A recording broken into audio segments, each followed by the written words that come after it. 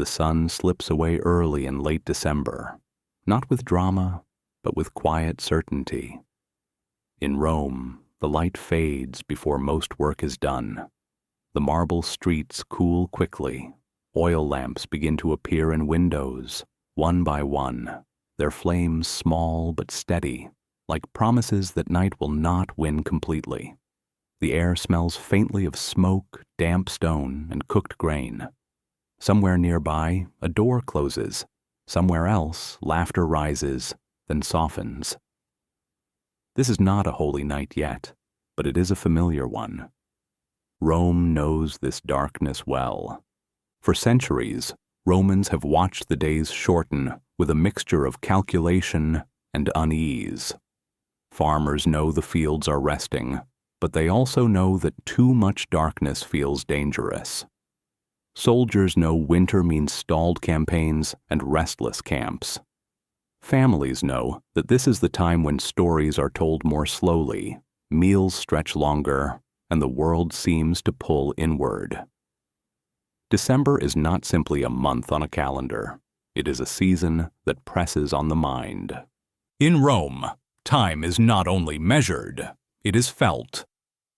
Long before Christianity enters the public life of the empire, December already carries weight. It is a month shaped by endings and waiting. Taxes are settled, harvests are stored, contracts pause. The year leans toward its edge. The Roman calendar, complex and often revised, treats December as both a conclusion and a threshold. It is the place where one year exhales before the next begins to breathe. This matters because Romans do not think of time the way modern people do. Dates are less important than cycles. Meaning comes not from a single day, but from what that day represents in the larger movement of the world. When Romans celebrate, they are not marking anniversaries. They are responding to forces they believe are larger than themselves: seasons, stars, gods, and fate. That is why winter carries such emotional charge. The winter solstice approaches quietly, but everyone feels it. The sun seems weaker, shadows stretch longer. The fear is not abstract. In a world without electric light, without heated homes, without guaranteed food supplies, darkness is not poetic. It is practical. It limits work. It hides danger. It makes survival feel fragile. Light, therefore, becomes more than convenience. Light becomes reassurance.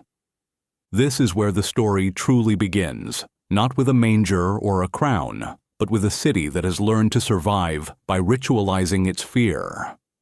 Rome does not pretend winter is harmless. Instead, it answers winter with celebration. It responds to darkness by creating light, noise, warmth, and shared time. By the 4th century, Rome is no longer young. It is enormous, crowded, and tired. The empire stretches across climates, languages, and beliefs that do not easily agree. Wars have drained confidence. Plagues have thinned populations. Political stability feels temporary, negotiated, and fragile. The old certainties still exist, but they creak under the weight of change. Religion reflects this condition. Rome does not demand belief in a single god. It absorbs gods. Local spirits live alongside imported deities. Household shrines coexist with imperial cults. Mystery religions promise personal salvation. Solar worship offers cosmic order. Philosophy offers restraint. Ritual offers comfort. There is no single story holding everything together. And yet, despite this diversity, one thing unites almost everyone: the need for a shared moment in winter. December becomes that moment. It is not a coincidence that Rome's most beloved winter festivals already exist long before Christianity gains favor. These celebrations are not accidents. They are responses to psychological need. They allow people to laugh when the world feels heavy. They permit generosity when resources feel limited. They create permission to pause, to breathe, to loosen the strict hierarchies that dominate daily life. This is important because when Christianity arrives at the center of Roman power, it does not arrive in a vacuum. It enters a calendar already crowded with meaning. It steps into a month already claimed by expectation. And Christianity, at this stage, is still learning how to exist in public. It is no longer hunted as relentlessly as before, but it is not yet absolute. It is visible, discussed, debated. It has supporters in high places and critics in familiar ones. It is strange to many Romans, not because it speaks of one God, but because it refuses to fully separate itself from the world it inhabits. Christians still live in Roman homes. They still speak Latin or Greek. They still eat Roman food. They still feel Roman winters. What they lack, at least at first, is a place in the shared rhythm of time. Early Christians care intensely about meaning, but less about dates. Their sacred focus is not birth, but death and return. Resurrection matters more than arrival. Martyrdom days are remembered. Suffering is honored. Time, for them, points forward, not backward. Yet as Christianity becomes more public, something subtle changes. A faith practiced quietly can exist outside the calendar. A faith practiced openly cannot. Public religion needs seasons. It needs moments people can recognize together. It needs nights when doors open, candles burn, and voices gather. This is where Rome begins to shape what will later be called Christmas. Not by force, not by replacement, but by alignment. Rome does not discard its winter instincts. It carries them forward. The empire understands something deeply practical. People do not abandon rituals that help them survive emotionally. They reinterpret them. They rename them. They adjust the story told around the fire. So when Christianity begins to seek a place in December, it does not erase what came before. It listens. It notices the lamps already lit. It notices the gifts already exchanged. It notices the joy that already feels permitted during these dark days. It notices that the city already believes light matters most when it is weakest. This is why the question at the heart of this story is not confrontational, but quietly unsettling. Was Christmas born in a distant province, or was it adopted by a city that knew exactly how winter needed to be handled? Rome does not invent belief, but it is very good at inventing structure. By the time Christmas appears in historical records, Rome has already done most of the emotional work. It has taught its people that winter must be met with warmth, that darkness must be answered, not endured. That shared ritual can hold an empire together when politics cannot. Christianity steps into this understanding, not as an intruder, but as a voice ready to speak in a language the city already knows. And on that quiet December night, long before carols or creches or midnight masses, Rome is already celebrating something familiar. Not yet the birth of Christ, but the refusal to let the light disappear. The rest of the story is not about replacement. It is about recognition. December in the Roman mind. The Romans did not experience December as a neat square on a calendar page. They experienced it as a pressure. As the year narrowed and daylight retreated, time itself seemed to behave differently. Mornings arrived slowly. Evenings stretched long. The city felt heavier, quieter in some corners, louder in others. December was not just observed. It was endured, negotiated, and carefully managed. To understand why December mattered so much, it helps to step inside the Roman way of organizing time. The Roman calendar before Christianity was not fixed or purely astronomical. It was civic, agricultural, religious, and political all at once. Months were shaped by farming cycles, religious observances, and state needs. December, originally the 10th month before calendar reforms, carried the residue of endings even after it became the 12th. It was still felt as the close of things. By December, the harvest was finished. Grain had been gathered, olive oil pressed, wine stored, fields lay bare. For a farming society, this was a moment of relief mixed with anxiety. The work was done, but now survival depended on what had already been secured. There was nothing more to plant, nothing more to grow. Nature was no longer responsive. It was waiting. That waiting mattered. Winter did not only threaten food, it threatened certainty. Roads became harder to travel, rivers swelled or froze, messages moved slowly, armies paused their campaigns, leaving soldiers idle and restless.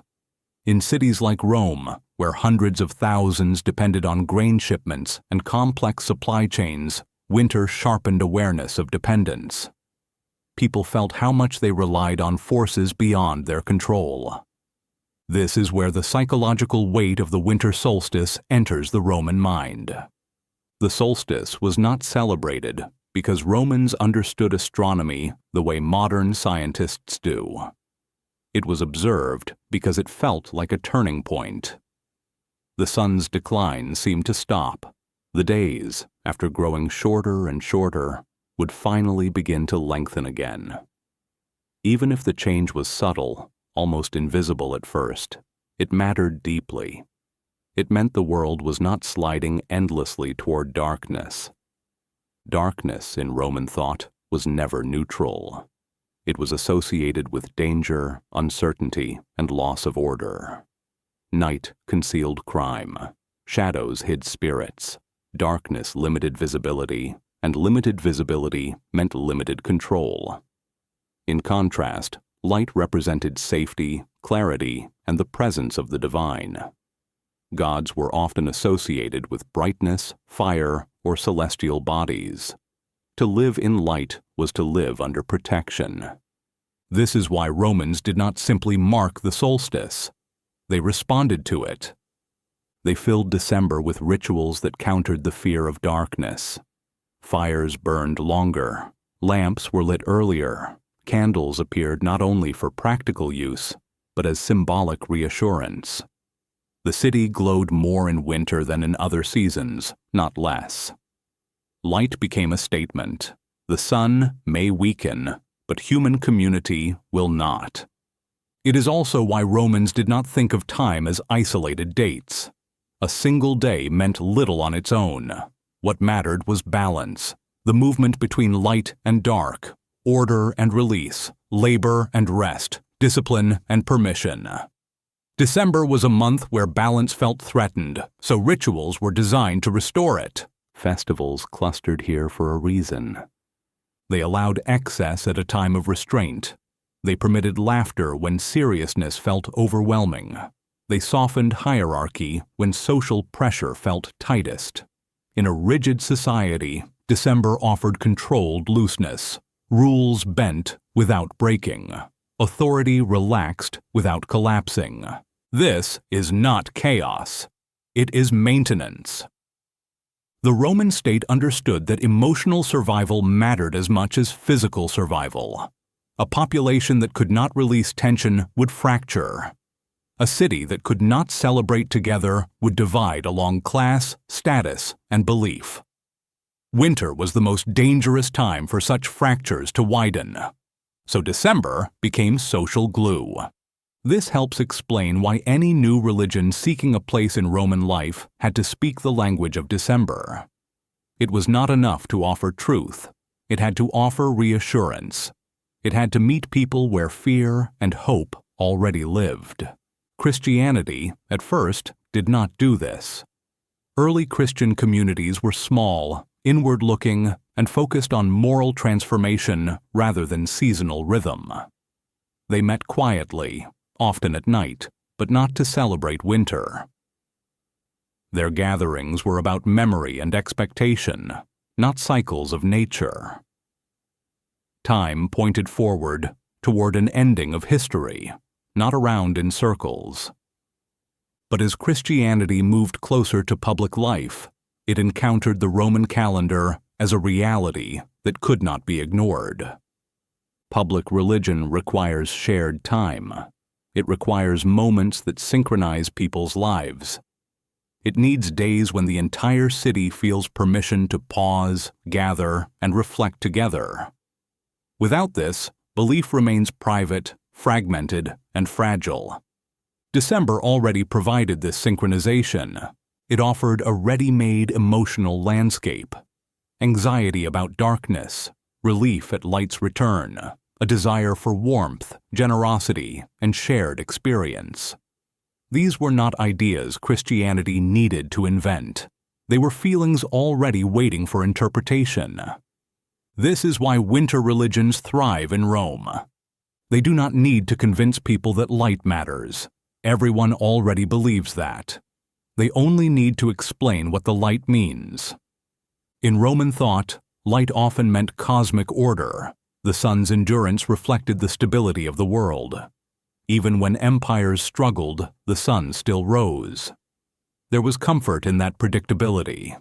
Solar imagery promised continuity beyond human politics. Christianity would later speak of light differently, but the emotional ground was the same. Light meant hope. Darkness meant fear. The winter solstice meant the possibility that fear was temporary. So when Christianity eventually places meaning into December, it is not forcing a new idea onto unwilling minds. It is offering an answer to a question Romans have been asking every winter for generations. How do we endure this darkness together? The Roman answer had always been ritual. Food shared, gifts exchanged, light multiplied, stories told, roles loosened, time softened. Christianity would offer a different story, but it would keep the structure. It would keep the lamps. It would keep the meals. It would keep the sense that winter requires something more than silence. December in the Roman mind was never empty. It was full of expectation, full of tension, full of ritual designed to carry people safely to the other side of the year. That is why December becomes the doorway through which Christmas enters history. Not because the date demanded it, but because the human need already lived there. And Rome, above all, understood how to turn human need into lasting tradition. An empire too large to believe one thing. By the early 4th century, Rome was vast in a way few cities had ever been. It was not only large in size, but stretched in every other sense too, across languages, climates, customs, and beliefs that did not naturally agree with one another. From the damp edges of Britannia to the dry heat of Syria, from North African ports to the forests beyond the Rhine, the empire contained worlds that felt unrelated. Holding them together required more than armies and roads. It required a shared sense that life, despite its differences, followed a recognizable order. That sense was beginning to fray. Decades of civil wars had left scars. Emperors rose and fell quickly. Loyalty was often practical rather than heartfelt. Plagues had thinned cities and unsettled families. Economic pressure weighed heavily on farmers and merchants alike. The empire still functioned, but it felt tired, as though it had learned that stability was something that could be lost. Religion reflected this exhaustion. Rome had never demanded a single belief. Its strength had always been absorption. New gods were welcomed, not feared, as long as they did not threaten public order. Local deities were folded into the Roman system. Household spirits were honored alongside imperial cults. Foreign mysteries promised personal meaning in a world that felt increasingly impersonal. The result was a spiritual marketplace rather than a unified faith. This diversity had once been Rome's advantage. Now, it felt like a weakness. With so many belief systems operating at once, there was no single story everyone shared. People could pray to the same sun, but for different reasons.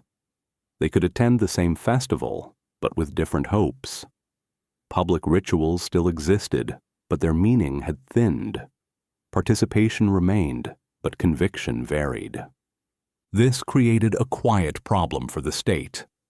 An empire can tolerate many gods, but it struggles when its people stop agreeing on why they gather.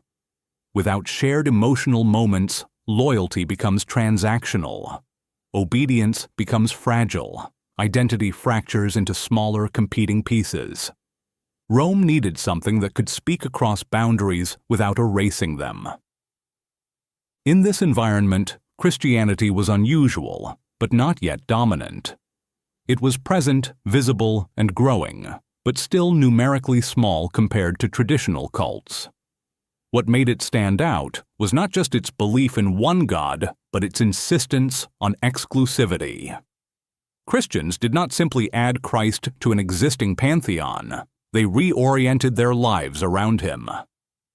To many Romans, this felt unsettling. Christian gatherings were private, their rituals were unfamiliar, their refusal to participate in certain public sacrifices was seen as social withdrawal. Yet at the same time, Christianity offered something many Romans quietly longed for: coherence.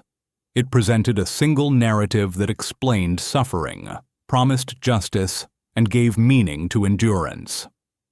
For an empire exhausted by uncertainty, that was not a small offering. Still, Christianity at this stage was not powerful enough to dictate terms. It needed protection. It needed legitimacy. It needed a way to exist publicly without provoking constant resistance. This made it useful to those in power, but also manageable. This is where the political value of Christianity begins to emerge. An empire too large to believe one thing does not suddenly become uniform. Instead, it looks for frameworks that allow difference while encouraging unity. Christianity, especially in its developing institutional form, offered just that. It could provide shared ethics, shared time, and shared symbols without demanding cultural uniformity. Yet for this to work, Christianity had to learn how to exist within Roman life rather than apart from it. That meant learning Rome's rhythms. Public religion in Rome was not only about belief, it was about visibility. It was about shared calendars, processions, and festivals that reminded people they belonged to something larger. A religion without public time struggled to feel real in a Roman context. Christianity's early focus on private gatherings and future hope did not satisfy this need. It offered personal meaning, but not collective rhythm. As long as it remained outside the calendar, it remained marginal. This tension created possibility. Christianity was still strange, but it was also flexible. It had no fixed calendar of birth celebrations. It had no sacred winter dates. It was unwilling to adjust. Its core message did not depend on seasonal alignment. This made it adaptable in a way older cults were not. At the same time, Rome's existing religious landscape was already accustomed to layering meaning. People did not experience one belief at a time. They lived among overlapping rituals, symbols, and expectations. Adding a new story to an old structure felt natural rather than disruptive. This is why Christianity could become politically useful without immediately becoming culturally dominant. It did not need to erase Rome's past. It could reinterpret it. For an empire searching for unity, this mattered deeply. Shared belief was ideal, but shared practice was enough. If people gathered together at the same time, lit candles on the same nights, paused their labor together, and told related stories, the empire felt more stable, even if personal interpretations differed.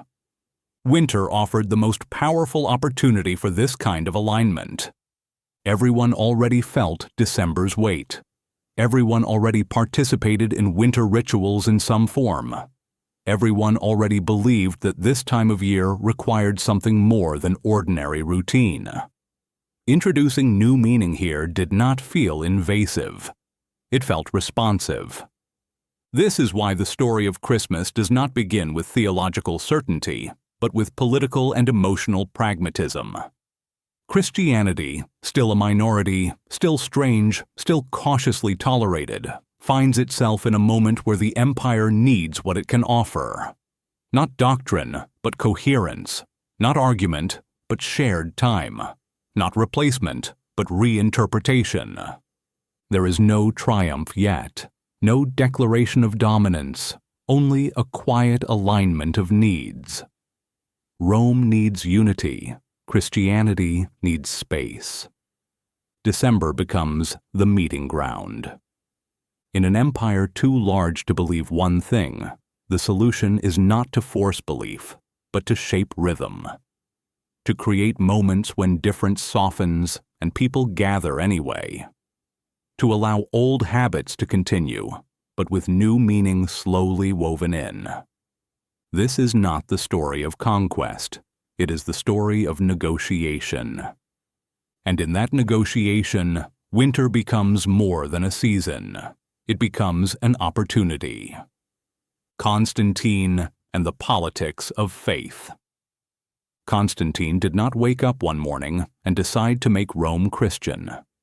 That idea is comforting in its simplicity, but history rarely moves that cleanly. What Constantine understood, perhaps better than any ruler before him, was that belief alone does not hold an empire together. Structure does, timing does, symbolism does, and above all, shared meaning does. When Constantine rose to power in the early 4th century, Rome was not in religious chaos, but it was in religious fatigue. The old systems still functioned, but they no longer inspired confidence. Traditional sacrifices were performed, temples maintained, and festivals observed, yet many Romans felt a growing distance between ritual and reassurance. The gods were honored, but outcomes felt unpredictable. Victory was no longer guaranteed. Stability felt borrowed. Christianity entered this moment not as a conquering force, but as a useful one. Constantine's relationship with Christianity was complex and cautious.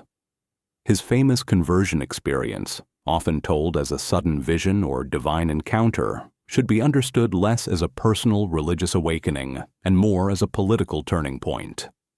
Constantine did not abandon Roman religion overnight. He continued to use traditional titles, symbols, and imagery for years. Coins bore solar motifs. Public language remained deliberately broad. The shift was gradual, intentional, and strategic. Christianity, under Constantine, became favored, not forced. This distinction matters. Christianity was legalized and protected. Its leaders gained access to imperial authority. Its disputes were mediated by the state. But other religions were not immediately outlawed. Pagan temples still stood. Traditional festivals still occurred. The Roman calendar remained largely intact. Constantine did not tear Rome's spiritual fabric. He reinforced it by stitching new threads into old patterns. This approach revealed his understanding of how Rome worked. An empire of this size could not survive sudden rupture. Too many people depended on continuity. Too many identities were anchored in habit. Faith, in Rome, was not just about gods. It was about calendars, family traditions, seasonal rhythms, and shared public time. Remove those too quickly, and resistance would follow. Constantine chose redirection instead. Christianity offered something politically attractive: moral coherence. It emphasized order, obedience, patience, and hierarchy, but framed them within a story of justice and ultimate meaning. It discouraged internal rebellion while offering spiritual dignity to the powerless. For an empire managing constant pressure, this balance was invaluable. Yet Christianity still lacked something essential to Roman public life: visible, shared ritual time. It had martyrs' days and fasting periods, but it did not yet possess a festival that could rival the emotional power of Rome's established celebrations. It spoke powerfully about eternity, but less about seasons. It promised future light, but had not yet claimed the darkest part of the year. Constantine understood that public faith must be seen, felt, and synchronized. Religion in Rome was not private meditation. It was collective performance. Processions, feasts, sacrifices, and holidays were how belief became social reality. A religion without presence in the calendar struggled to shape the population's emotional life. This is where winter becomes politically significant. December was already crowded with expectation. It was a time when people naturally gathered, rested, and celebrated. It was a time when the empire loosened slightly, allowing joy and generosity to surface without threatening order. This made it ideal for integration rather than confrontation. Christianity did not need to invent a winter celebration. It needed to reinterpret one. Constantine's genius was not theological innovation, but administrative patience. He allowed Christianity to grow into Rome's existing structures rather than demanding Rome grow around Christianity. Bishops gained authority, but within imperial systems. Christian symbols appeared, but alongside familiar imagery. The language of light, victory, and renewal already resonated deeply with Roman culture. Christianity learned to speak this language fluently. The story it told began to overlap with stories Romans already knew. Light triumphing over darkness, order emerging from chaos, renewal following decline. These were not foreign ideas, they were Roman ideas, reframed. This reframing was subtle but powerful. Instead of challenging the idea that winter required celebration, Christianity affirmed it. Instead of rejecting the symbolism of light, it embraced it. Instead of opposing Rome's instinct for shared ritual, it adopted it. The shift was not in structure, but in interpretation. Constantine did not announce Christmas. He made it possible. By protecting Christianity and elevating its leaders, he created the conditions for it to participate openly in public life. By refusing to immediately suppress pagan practice, he avoided backlash. By maintaining continuity, he allowed habits to remain while meanings evolved. This approach reduced resistance and increased acceptance. People are more willing to accept new ideas when their routines remain familiar, when meals look the same, when days off feel the same, when family gatherings still occur, when light still fills the night. Constantine's Rome understood this instinctively. Winter festivals continued, feasting continued, gift-giving continued. What changed, slowly and unevenly, was the story people told themselves about why these things mattered. Christian leaders, now operating with imperial approval, began to recognize the opportunity. If Christianity could offer meaning during winter without demanding people abandon what they loved, it could become not just tolerated, but embraced. This was not manipulation. It was adaptation. Religions that survive empires learn to bend without breaking. They learn which elements are essential and which are flexible. Christianity's core beliefs did not depend on a specific date. Its message did not collapse if aligned with a solstice. Its symbolism of light fit naturally into December's emotional landscape. Rome, for its part, gained a religion capable of reinforcing unity without requiring uniformity. This mutual benefit explains why the emergence of Christmas feels less like invention and more like inevitability. Once Christianity entered public Roman life, once it sought shared ritual time, once it engaged with the calendar rather than avoiding it, December stood waiting. The politics of faith are rarely loud. They unfold through permissions, protections, and quiet alignments. Constantine's Rome did not command people to believe. It arranged conditions under which belief could settle naturally into daily life. And winter, with all its fear and longing, offered the perfect setting. By the time Christmas would be recorded as a celebration in Rome, the groundwork had already been laid. The empire had learned how to make space for new meaning without erasing old habits. Christianity had learned how to inhabit Roman time without losing itself. This was not the end of pagan Rome. It was the beginning of something layered, hybrid, and enduring. A Christian night was coming, but it would arrive dressed in Roman familiarity. Saturnalia, Rome's permission to breathe. By the time December reached its middle days, Rome was ready to exhale. The tension that had built through the year, through labor, hierarchy, obligation, and restraint, needed somewhere to go. Saturnalia was where it went, loudly, joyfully, and with remarkable intention. Saturnalia was not a minor festival tucked into the margins of the calendar. It was one of the most anticipated moments of the Roman year. Officially, it honored Saturn, an ancient god associated with agriculture, time, and a distant golden age when life was believed to be simpler and fairer. But in practice, Saturnalia honored something even more fundamental: the human need for release. Saturn himself was a complicated figure. He represented the memory of abundance, of a time before strict laws and rigid social divisions. In myth, his reign belonged to an age when people lived without fear of hunger or punishment.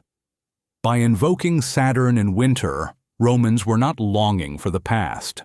They were reminding themselves that order could soften without collapsing. This mattered deeply in a society structured by rank. Roman life was disciplined. Social hierarchy was visible everywhere, in clothing, speech, seating, and daily interaction.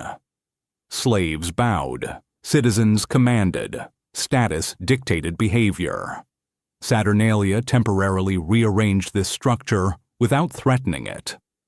For a few days, masters served meals to slaves. Formal greetings relaxed, sharp distinctions blurred. It was not rebellion, it was ritualized reversal. Everyone understood the rules would return. That understanding made the release safe. Feasting lay at the center of Saturnalia. Tables overflowed with food, richer than usual. Meat appeared more frequently. Wine flowed more freely. Meals stretched long into the night. In winter, when resources felt precious, abundance became symbolic rather than reckless. It declared confidence. It reassured people that survival had been secured, at least for now. Food during Saturnalia was not about indulgence alone. It was about shared experience. Families gathered, friends visited. Invitations crossed social boundaries that remained closed for the rest of the year. Eating together softened divisions in a way laws never could. Alongside feasting came gift-giving. These were not grand displays of wealth. Most gifts were small and symbolic. Wax candles, clay figurines, simple tokens known as sigillaria. Their value lay not in cost, but in gesture. A candle promised light.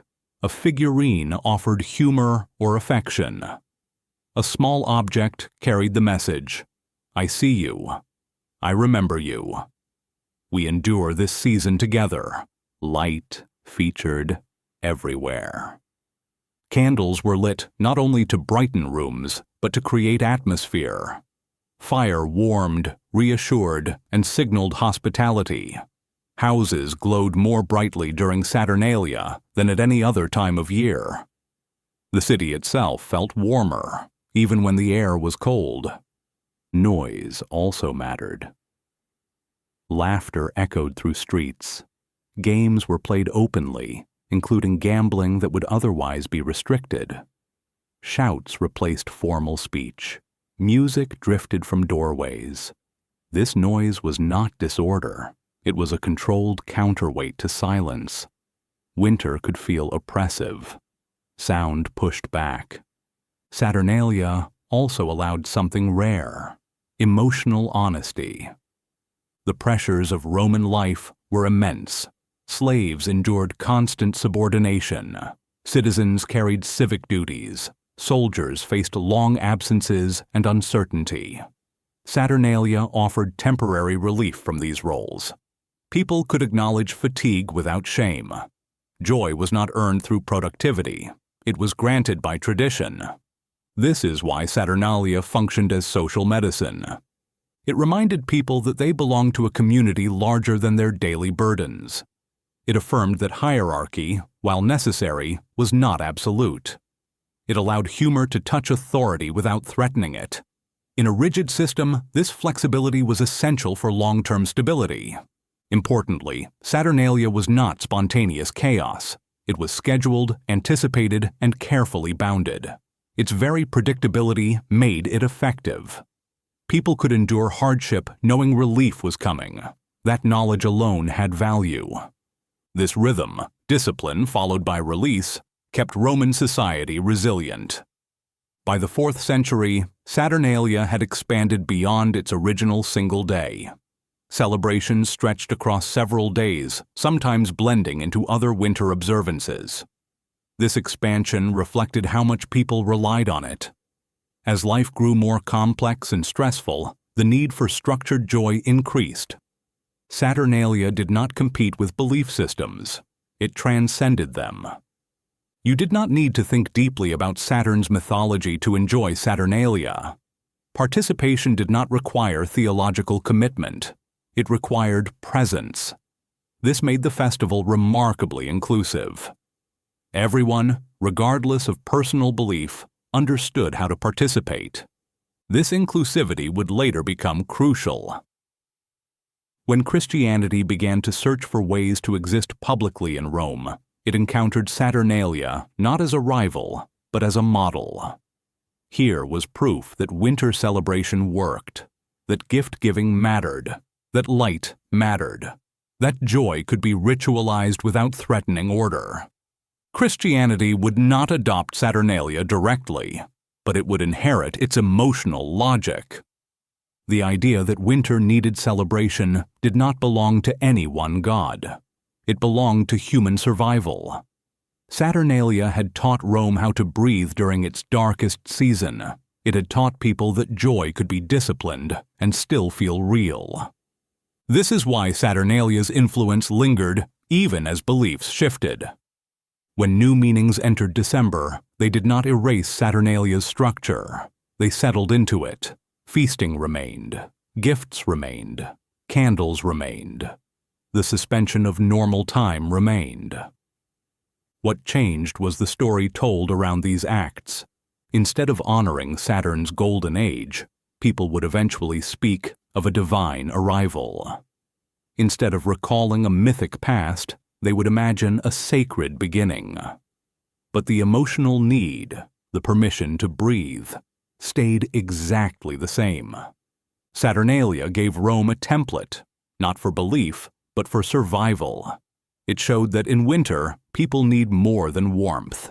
They need reassurance, generosity, and shared joy. Christmas would later inherit this inheritance quietly, almost invisibly. Not by replacing Saturnalia, but by answering the same human need in a new voice.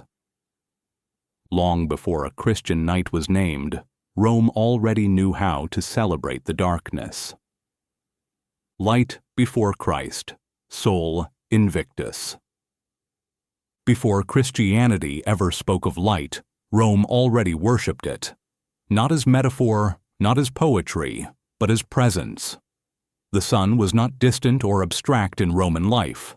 It was watched, depended upon, and honored with serious intent. Its movement shaped labor, travel, farming, and ritual. When the sun weakened in winter, people felt it not as an idea, but as a bodily truth. This is where Sol Invictus enters the Roman story. Sol Invictus, the unconquered sun, was not one of Rome's oldest gods, but by the 3rd century, he had become one of its most important. His rise was not accidental. As the empire expanded and absorbed eastern provinces, solar worship grew more visible and more politically useful. The sun, unlike local gods, belonged to everyone. It crossed borders, it ignored language, it rose over all people equally. In a fractured empire, this universality mattered. Sol Invictus represented stability in a time when stability felt scarce. Emperors came and went, borders shifted, plagues and wars disrupted daily life, but the sun endured. Even when it weakened in winter, it returned. That return became a promise. The unconquered sun could dim, but it could not be defeated. December 25th emerged within this framework. This date was associated with the rebirth of the sun, the moment when its decline was believed to reverse. After the solstice, days would slowly lengthen. The change was subtle, barely noticeable at first, but symbolically powerful.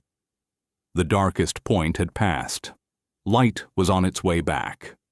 Romans did not need precise astronomy to feel this truth.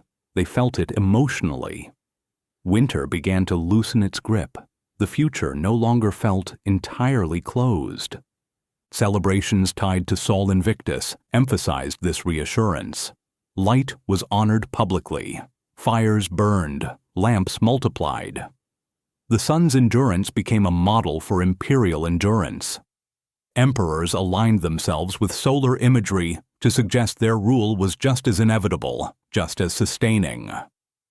Coins from this period often featured solar symbols.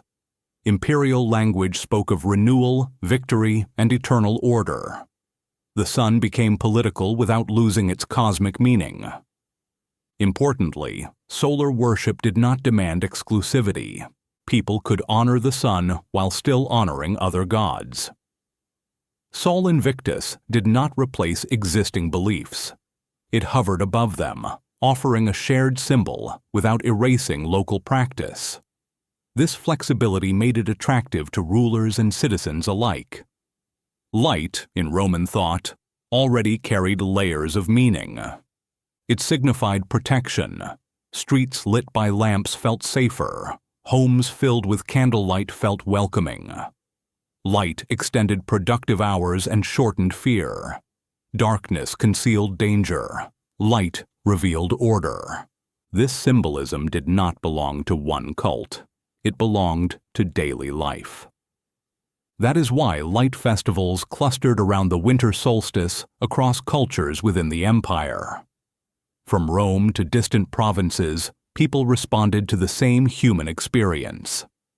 When daylight dwindled, communities answered with fire, lamps, and ritual brightness. This was not coincidence, it was psychology. Humans respond to darkness with gathering. They respond to cold with warmth. They respond to uncertainty with symbols that promise continuity. The winter solstice marked the moment when anxiety peaked and hope cautiously returned. Sol Invictus gave this hope a name. By honoring the sun's rebirth, Romans reassured themselves that decline was not permanent. The world followed patterns larger than politics. Even if the empire struggled, the cosmos remained ordered. This belief quietly shaped expectations. When Christianity later began to speak publicly about light, it did not introduce a foreign concept. It entered a conversation already centuries old. Romans did not need to be convinced that light mattered. They needed to know what kind of light this new faith was offering. This is why the idea that Christians stole December 25th misunderstands Roman culture. Dates were not owned in the way modern people imagine. They were shared symbolic spaces. December 25th already belonged to the sun. It already meant rebirth, endurance, and renewal. Christianity did not take this meaning away. It reframed it. For Christians, light did not disappear as a symbol. It shifted focus. The sun had represented cosmic order. Christ would come to represent moral and spiritual order. The emotional effect was similar. Light still promised safety. Light still suggested hope. Light still spoke against fear. But now, light was personal. Instead of rising impersonally over the world, it entered the world through a story. Instead of cycling endlessly, it arrived once with lasting effect. Instead of symbolizing nature's rhythm, it symbolized divine intention. Yet the transition was gentle. Early Christian leaders did not reject solar language outright. They used it carefully. Christ was described as light, not darkness. His arrival was framed as illumination, not rupture. This choice mattered in a culture already fluent in light symbolism. If Christianity had framed itself against light, it would have failed immediately. Instead, it aligned itself with Rome's most reassuring image. This alignment did not require people to abandon what they felt in winter. It validated it. People already believed that light returned after darkness. Christianity affirmed that belief and extended it. Darkness was not just seasonal, it was moral. Light was not just solar, it was redemptive. The structure remained intact. Winter still felt heavy. Light still mattered most when it was weakest. December still carried emotional weight. Festivals still reassured people that the worst had passed. What changed was the story told alongside the flames. This is why light festivals peak at the winter solstice across cultures and eras. They answer something fundamental. They are not theological arguments. They are emotional responses. They say, without explanation, that darkness is temporary. Rome understood this long before Christianity.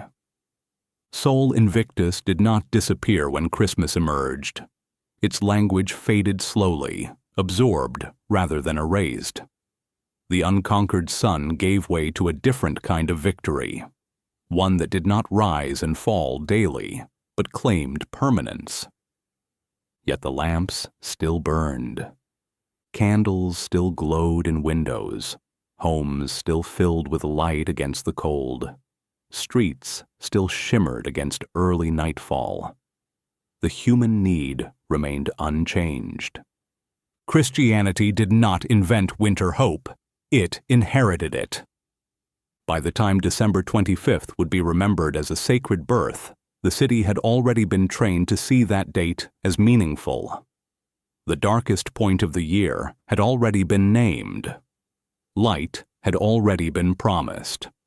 All Christianity had to do was speak, and Rome, accustomed to listening for reassurance in the dark, was ready to hear it. Why early Christians avoided birthdays. In the earliest centuries of Christianity, birthdays carried little importance. This often surprises modern audiences, but to the first Christian communities, the idea of celebrating a birth felt unnecessary, even uncomfortable. Their faith was shaped not around beginnings, but around endings that refused to stay final. What mattered most was not when someone entered the world, but how they left it, and what followed after. For early Christians, meaning lived in resurrection. The central story of the faith was not arrival, but return. Suffering, death, and renewal formed the core emotional rhythm of Christian life. Martyrs were remembered not on the day they were born, but on the day they died. That day marked their true beginning, their passage into eternal life. Birth, by contrast, belonged to the ordinary world. Death, paradoxically, carried sacred weight. This perspective shaped Christian timekeeping. Christian calendars, where they existed at all, were lists of commemorations tied to sacrifice and endurance. Fast days mattered more than feast days. Vigil mattered more than celebration. The tone was serious, inward, and often austere. Joy existed, but it was restrained, anchored in hope rather than display. Birthdays, in this context, felt misaligned. In the Greco-Roman world, birthdays were often associated with emperors, elites, and gods. They were public affirmations of power and status.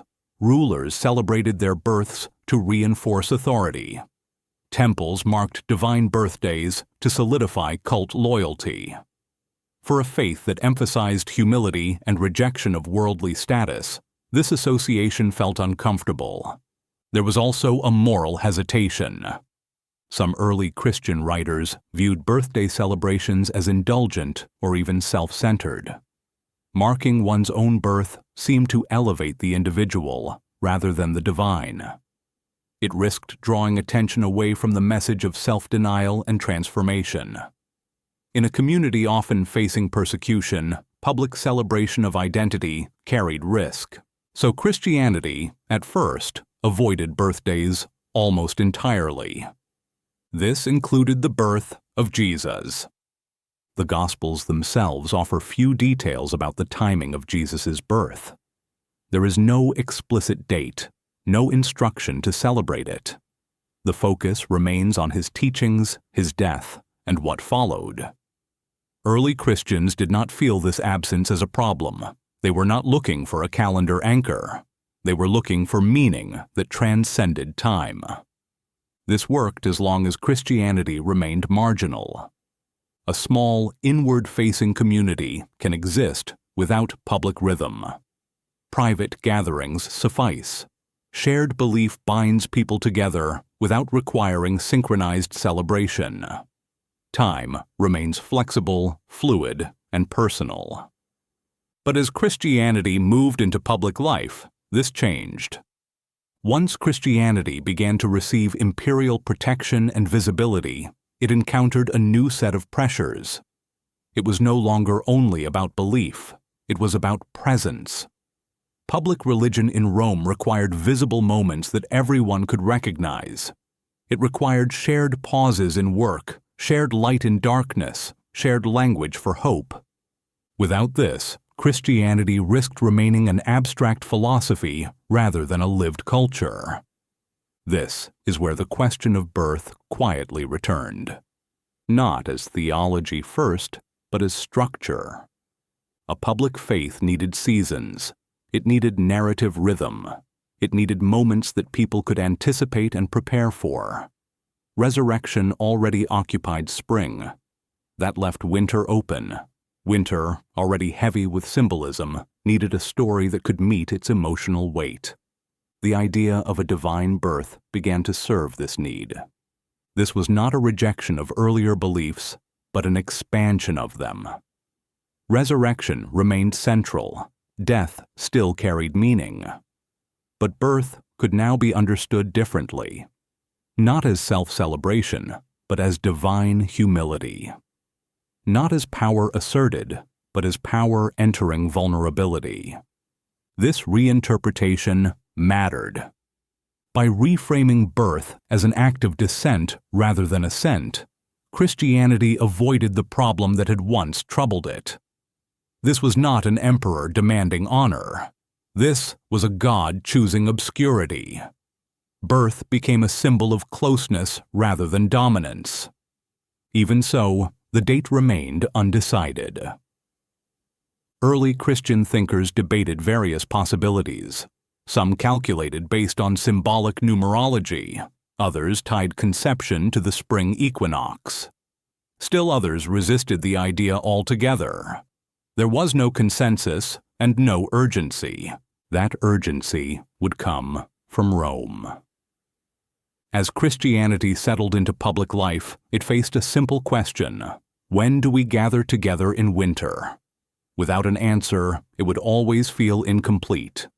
Without a winter story, it would leave the darkest season to other meanings. The avoidance of birthdays, once a sign of humility, became a limitation. To speak to Roman society, Christianity had to speak in time as well as belief. It had to offer something when people were already listening. Winter was when fear surfaced most clearly. Winter was when reassurance mattered most. This did not require abandoning Christian principles. It required interpreting them through seasonal experience. Birth, once avoided, became useful, not as a celebration of self, but as a sign of divine willingness to enter human fragility. In winter, when vulnerability felt close, this story resonated. The shift was quiet. There was no declaration overturning earlier practice, no sudden enthusiasm for birthdays. Instead, there was gradual acceptance that birth, like death, could carry sacred meaning when framed carefully. This careful framing made December possible. Christianity did not adopt birth celebrations to imitate Roman elites. It adopted them to meet Roman winters. The focus was not on spectacle, but on presence, not on triumph, but on arrival into darkness. By the time December 25th would be proposed, the groundwork had been laid. Birth was no longer seen as indulgent. It was seen as purposeful, a necessary part of a story that now stretched across the year. Early Christians had not been wrong to avoid birthdays. Their focus had preserved the heart of their faith during its most fragile period. But as circumstances changed, so did expression. Faith that survives adapts its form without losing its core. And in a world that feared the dark, the idea of light entering through birth was no longer unnecessary. It was needed. December 25th, not revelation, but strategy. By the time December 25th entered Christian conversation, it did not arrive like a thunderbolt. There was no announcement from heaven, no verse pointing clearly to a date, no agreement reached through sudden inspiration.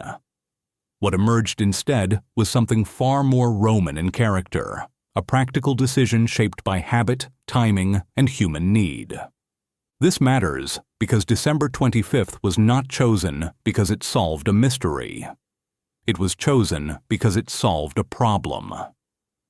Christian leaders in Rome faced a quiet but pressing reality. Their faith was now visible. It was discussed openly. Churches were no longer hidden in private homes alone. Bishops held authority. Gatherings grew larger.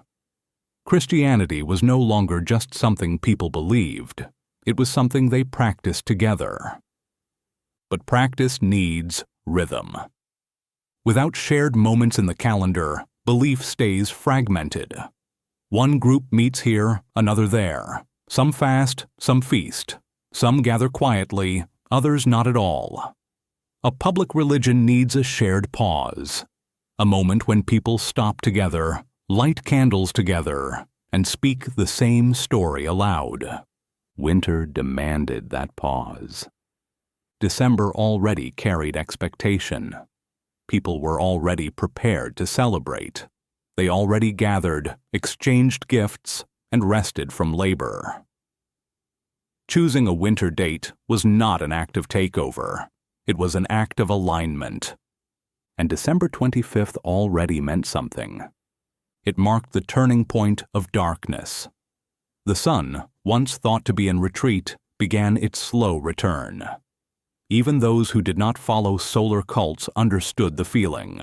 The worst had passed. The days would lengthen again. Hope, though cautious, was permitted. Christian leaders recognized that this emotional moment could carry new meaning without resistance. Importantly, they were not bound by Scripture on this matter. The Gospels offered no date for Jesus' birth. This absence created flexibility. Christianity did not need to defend December 25th as historically precise. It needed it to be symbolically true. And symbol mattered deeply in Roman culture. Romans were comfortable with layered meaning.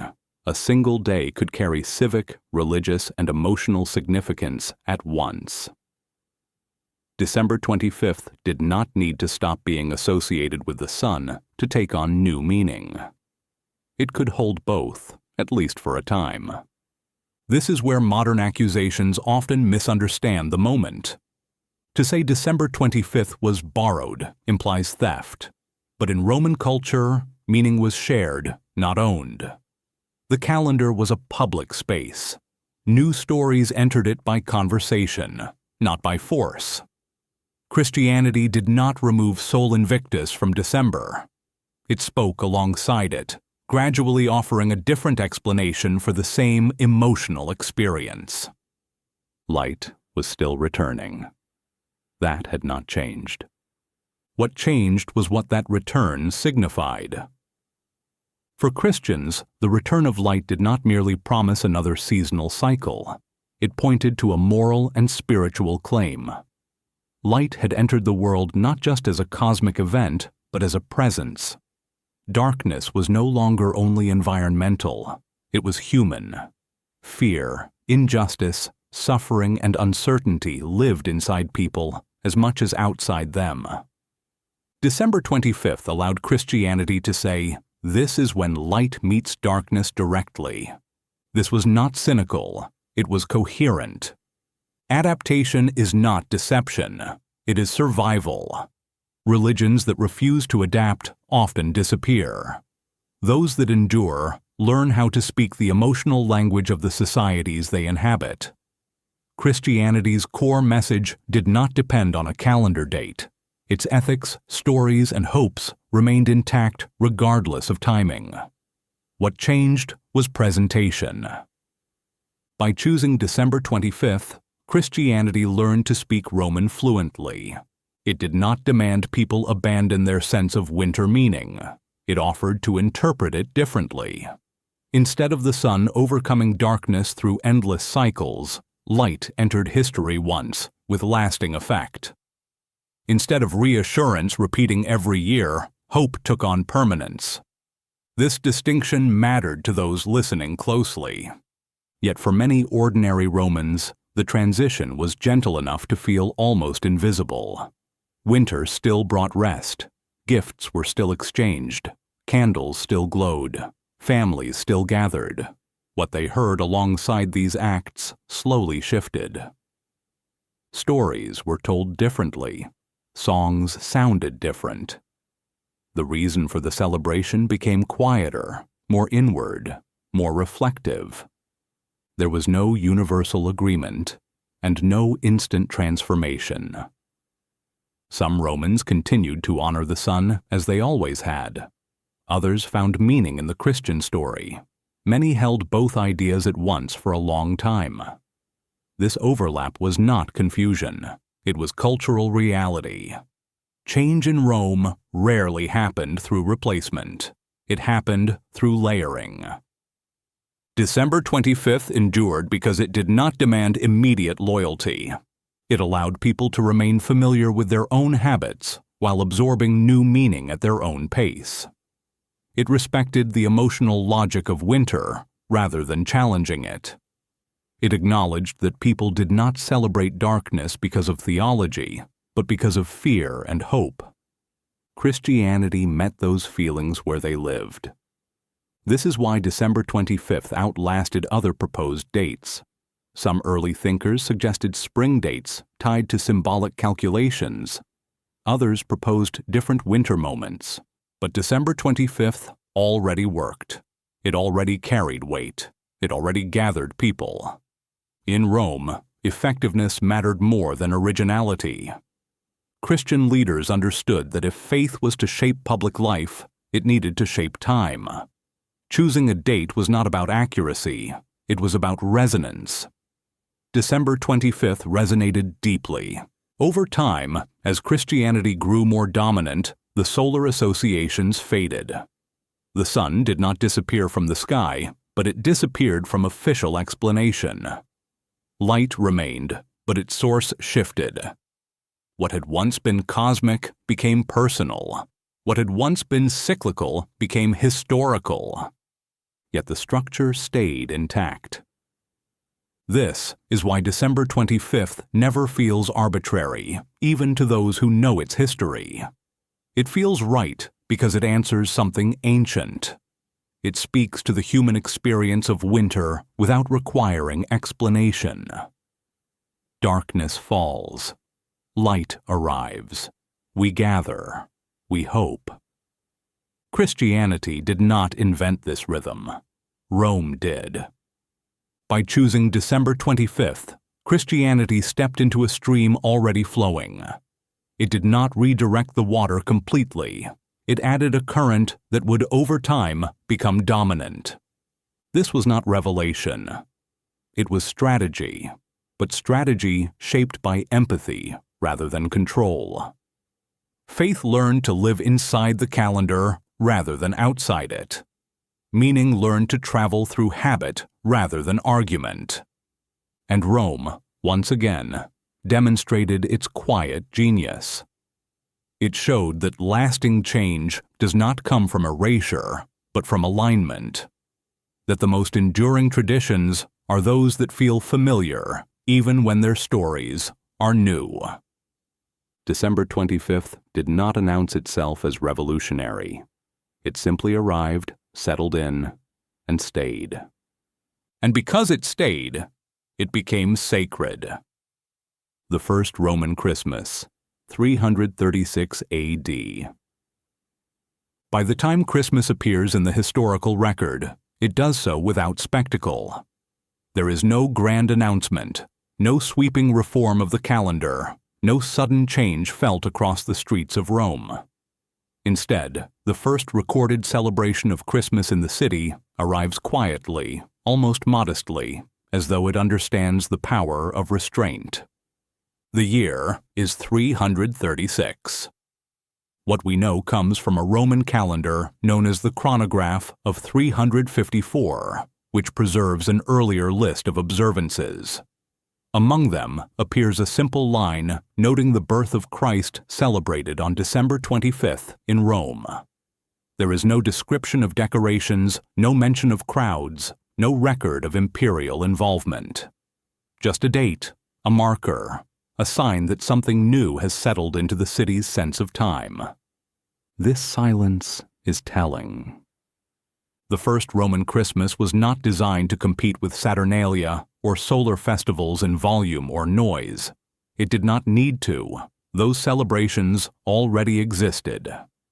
Christmas entered the calendar not as a rival, but as a parallel. It spoke softly into a season already filled with sound. Early Christian worship in Rome during this period was restrained and intimate, even when practiced openly. Churches were simple spaces. Gatherings emphasized listening rather than spectacle. The mood was reflective, not exuberant. Light mattered, but it was controlled.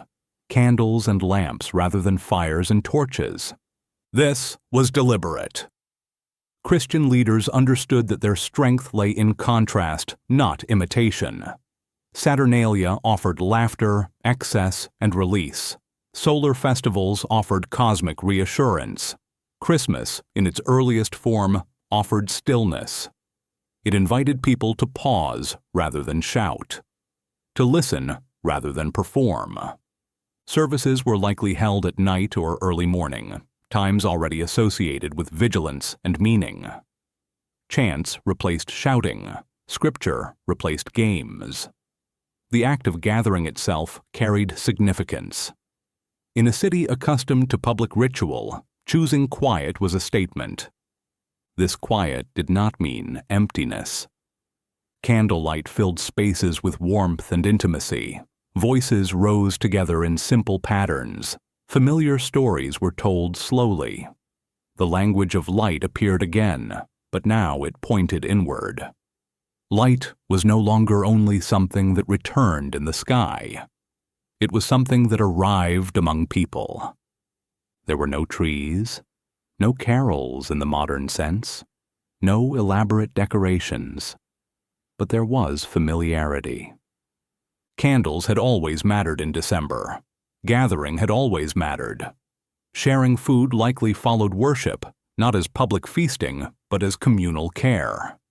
These acts felt natural, even to those new to Christian practice. This is why the first Christmas did not feel disruptive.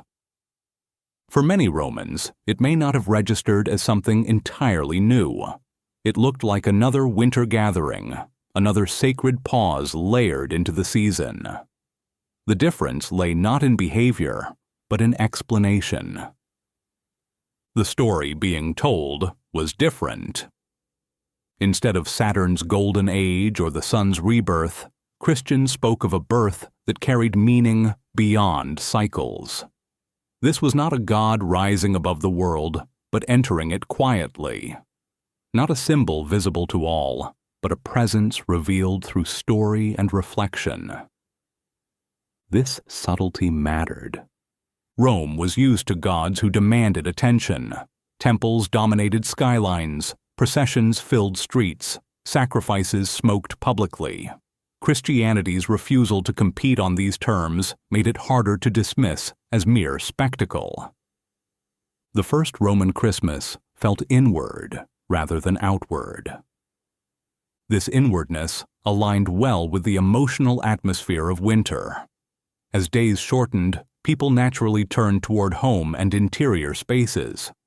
Public life slowed, private reflection increased. Christianity's winter message fit this shift naturally. It is also important to note who was absent. There is no evidence that emperors presided over early Christmas celebrations. No coins minted to mark the occasion. No public holidays declared immediately. Christmas did not yet belong to the state. It belonged to the church, and even then, primarily to the community. This absence protected it. Without imperial display, Christmas avoided political resistance. It did not threaten traditional festivals. It did not demand participation. It invited it. Those curious could attend. Those uninterested could ignore it without consequence. Over time, this invitation proved powerful. People drawn to the quiet of Christian worship found something different from the noise of Saturnalia. People unsettled by excess found meaning in restraint. People already familiar with light symbolism found a story that deepened it.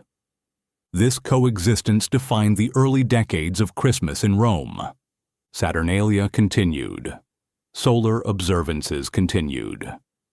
Christmas existed alongside them, not above them. Some families may have participated in all three, shifting language depending on context. This overlap was not confusion. It was Roman life. Rome did not require people to choose immediately. It allowed meanings to settle slowly. What distinguished Christmas was not novelty, but endurance. It returned year after year. Its date remained fixed. Its tone remained consistent. Over time, familiarity grew, stories repeated, rituals stabilized, and gradually, Christmas became expected. The first Roman Christmas was small, but it was deliberate. It claimed a place in time rather than space. It did not announce dominance. It practiced presence. It trusted repetition to do what argument could not. This trust was well placed. Once a ritual becomes part of the calendar, it gains power simply by returning. People plan around it. They anticipate it. They remember it. Meaning accumulates quietly, without force. By the middle of the 4th century, Christmas was no longer a novelty in Rome. It was becoming a habit. And habits in Roman culture were stronger than laws. The first Roman Christmas did not aim to transform the city overnight. It aimed to belong. It succeeded because it understood that in Rome, time itself was the most persuasive authority. By entering December without demanding ownership of it, Christmas ensured it would stay. The night was still dark. The lamps still glowed. but something new had taken its place among the familiar. And it did not leave. How ordinary Romans felt the change.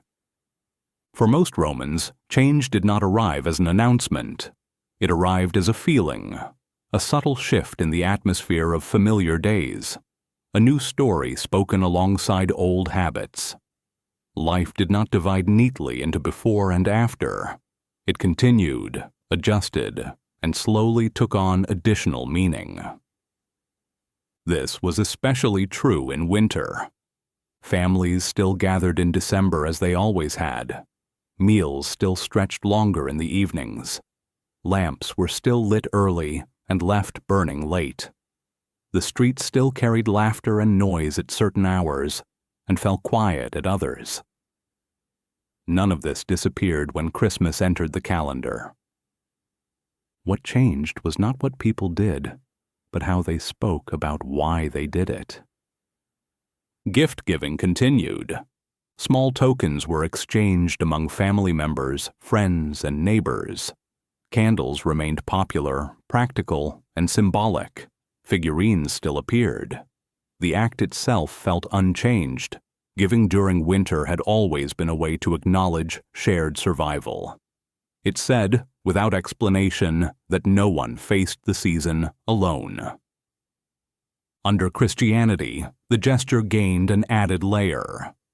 Gifts could now be linked to generosity rather than luck, to care rather than fortune. But for most people, the experience remained familiar. Hands passed objects, smiles appeared, warmth was exchanged, meals remained central. Winter food was still richer than usual. Meat appeared more often.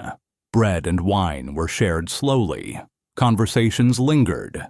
Eating together remained an anchor of December life. Christianity did not forbid this. It reframed it. Food was no longer just abundance after harvest. It became fellowship, a reminder of shared humanity, a reflection of a story that emphasized humility and presence. Candles continued to glow. This is perhaps the most striking continuity. Homes filled with light against the early darkness. Windows glimmered, doorways welcomed. Candles were not replaced with symbols. They remained symbols. What changed was interpretation. Light could still mean safety. It could still mean warmth. It could still mean celebration. But it could also mean guidance, nearness, hope that reached beyond the season. For ordinary Romans, these meanings did not compete. They layered. Daily routines remained intact. People still rose early when needed. Work paused when permitted. Markets closed on festival days. Rest felt sanctioned. Christianity did not disrupt the rhythm of Roman life. It aligned with it. This alignment was crucial. Most people did not think in terms of theology. They thought in terms of rhythm. When can I rest? When can I gather? When can I celebrate without consequence? Christmas offered answers that fit within existing expectations. The change felt soft because it was soft. Public life reflected this gradual shift. Not everyone attended Christian services. Some attended occasionally. Some listened from a distance. Some ignored them entirely. There was no immediate pressure to conform. Christianity was present, visible, and increasingly familiar, but not yet overwhelming. This familiarity reduced resistance. New stories become less threatening when they appear alongside known behaviors, when gatherings feel the same, when food tastes familiar, when the light looks unchanged. Christianity did not ask people to abandon winter joy. It offered a reason for it. Over time, some families began to speak differently about the season. Parents told children a new story. Neighbors shared different greetings. Songs changed slowly. Language softened. But none of this happened at once. There were overlaps, contradictions, and mixtures that would confuse any attempt to draw clean lines. A household might honor Saturnalia openly attend a Christian service quietly, and still acknowledge solar imagery without seeing conflict. Roman life was skilled at holding multiple meanings at once. This flexibility allowed Christianity to spread without violence. What people felt most strongly was not doctrinal shift, but emotional continuity. Winter still felt heavy. Celebration still felt necessary. Gathering still felt right. Christianity did not challenge these instincts. It validated them. The sense of switch, often described in modern narratives, did not exist. There was no moment when Rome woke up pagan and went to sleep Christian. There was no single winter when old habits vanished. Change happened in homes, conversations, and memories. It happened when stories repeated year after year began to sound familiar. For many, Christmas became meaningful not because it replaced Saturnalia, but because it offered something Saturnalia did not. Where Saturnalia encouraged release, Christmas encouraged reflection. Where Saturnalia loosened hierarchy temporarily, Christmas suggested a deeper equality. Where Saturnalia looked back to a golden age, Christmas looked forward to a lasting promise. Yet people did not need to choose immediately. They could enjoy laughter and still appreciate stillness. They could feast and still reflect. They could celebrate loudly one night and quietly the next. December had room for both. This room is why Christmas endured. Ordinary Romans felt the change as an expansion rather than a contraction. More meaning entered the season, not less. More reasons to gather, more language for hope, more stories to tell when nights felt long. Over generations, children born into these blended traditions would not experience them as blended at all. They would experience them as normal. Candles, gifts, gatherings, stories. These would feel inseparable from December itself. The original distinctions would fade. What remained was rhythm. Christmas succeeded because it did not ask ordinary people to change who they were. It asked them to listen differently while doing what they had always done. In a world where survival depended on habit, this mattered. And so, without fanfare or force, Christmas moved from novelty to normality. Not through command, but through comfort. The change was not dramatic enough to resist. It was gentle enough to stay. From Roman custom to European tradition. When Christmas began to move beyond Rome, it did not travel as a finished product. It moved the way Roman culture itself had always moved, by adapting to local realities while carrying a recognizable core. Roads, laws, language, and habit had spread the empire. Christmas followed those same pathways, shaped by them, softened by distance, and enriched by difference. Rome was not only a city, it was a model. As Christianity extended into Gaul, Britain, Germania, and beyond, it carried with it Roman ideas of time and order. The calendar mattered, shared pauses mattered, winter still mattered, but winter did not feel the same everywhere. Darkness lingered longer in the north.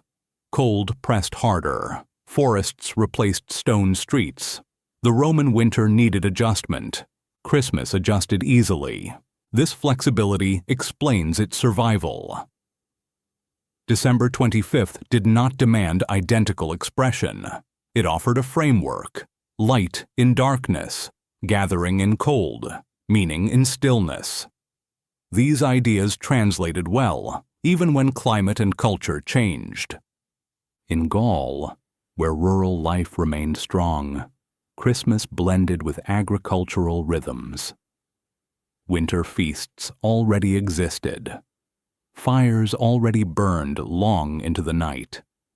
Christianity did not suppress these habits. It absorbed them. The story changed. The warmth stayed. In Britain, where Roman influence met older Celtic traditions, winter already carried spiritual weight. Darkness was long. Nature felt close and powerful. Stories of rebirth, return, and hidden light resonated deeply. Christmas did not need to argue for relevance. It arrived speaking a familiar emotional language. In Germania, where forests and frost dominated imagination, light became even more precious. Candles multiplied. Evergreens, symbols of endurance, entered the season. Christianity did not invent these symbols. It welcomed them. The Roman structure of December 25th held them without resistance. This process repeated across Europe. What traveled outward was not Rome's theology alone, but Rome's understanding of ritual continuity. The idea that new belief does not require abandoning old comfort. That meaning can be layered rather than imposed. That habit is a powerful teacher. December 25th endured because it had already proven itself adaptable. It did not depend on Mediterranean weather. It did not require Roman architecture. It did not need imperial oversight. It only required winter, and winter was everywhere. As Christianity became more dominant, official explanations sharpened. Solar language faded from public teaching. Pagan associations were discouraged, but the emotional structure remained untouched. Light was still central. Gathering still mattered. Food still carried meaning. Stories still filled long nights. The Roman influence persisted quietly. Even as political Rome declined, its calendar survived. Empires fell, borders shifted, languages evolved. But December 25th remained anchored. This stability gave Christmas authority beyond any single ruler or region. Other proposed dates faded because they lacked this foundation. They did not align as naturally with human experience. They did not sit as comfortably within existing habits. They required explanation. December 25th did not. It felt inevitable. This inevitability is often mistaken for innocence. Christmas did not spread because it erased alternatives. It spread because it allowed people to keep what they loved while changing how they understood it. Rome's greatest cultural export was not conquest. It was integration. By the time medieval Europe fully embraced Christmas, its Roman origins were mostly invisible. What remained felt timeless: candles in windows, green branches indoors, feasts shared against the cold, stories told softly. These did not feel Roman anymore. They felt human. That is how Roman traditions survived. They shed their names, they changed their stories, but they kept their shape. December 25th endured not because it was declared sacred, but because it worked. It met winter with reassurance. It offered structure without rigidity. It gave people permission to pause, reflect, and gather when they needed it most. This is why Christmas feels ancient, even to those who do not believe its theology. Its roots reach deeper than doctrine. They reach into fear of darkness, trust in light, and the comfort of shared ritual. Rome did not simply pass Christianity to Europe. It passed a way of organizing meaning in time. Christmas became Europe's winter language, spoken in many accents, shaped by many hands, but always recognizable. The empire that once ruled through roads and laws continued to rule quietly through habit. And every December, when people gather without fully knowing why it feels right, they are responding to something Rome understood long ago. Traditions endure when they feel necessary. Christmas endured because it still does. The uncomfortable ending. At some point, the story becomes harder to tell without discomfort. Not because it is false, but because it unsettles the way many people prefer to understand tradition. Christmas, so often described as timeless and unchanging, reveals something more complex when traced carefully. It does not stand apart from history. It stands firmly inside it. The uncomfortable truth is this: Christmas did not defeat pagan Rome. Rome absorbed Christianity and reshaped how it lived in time. This does not diminish Christianity. It explains its success. Rome had always been skilled at survival. It outlasted enemies not by erasing them, but by incorporating what worked. Laws were adapted, gods were welcomed, customs were adjusted. When Christianity entered Rome's center, it did not overthrow this habit. It was shaped by it. What emerged was not a clean break between old and new, but a layered inheritance. The holiday that would later claim eternity was born from very human needs: fear of darkness, longing for light, exhaustion with uncertainty, desire for reassurance when the world feels cold and unstable. These needs existed long before Christianity and would exist long after any empire faded. Rome understood this deeply. It understood that belief alone does not sustain people through winter. Ritual does. Rhythm does. Familiar acts repeated at the right moment do more to hold a society together than abstract ideas ever could. Christianity learned this lesson by living inside Roman time. December 25th did not become sacred because it was proven. It became sacred because it was lived, repeated, remembered, carried forward until it felt inevitable. Meaning followed habit, not the other way around. This realization makes some people uneasy. It challenges the idea that sacred traditions arrive fully formed. It challenges the belief that religious practice exists outside cultural influence. It suggests that faith, no matter how sincere, must negotiate with human psychology and social structure if it is to endure. Yet this negotiation does not weaken faith. It grounds it. A belief that cannot live in the real rhythms of human life remains fragile.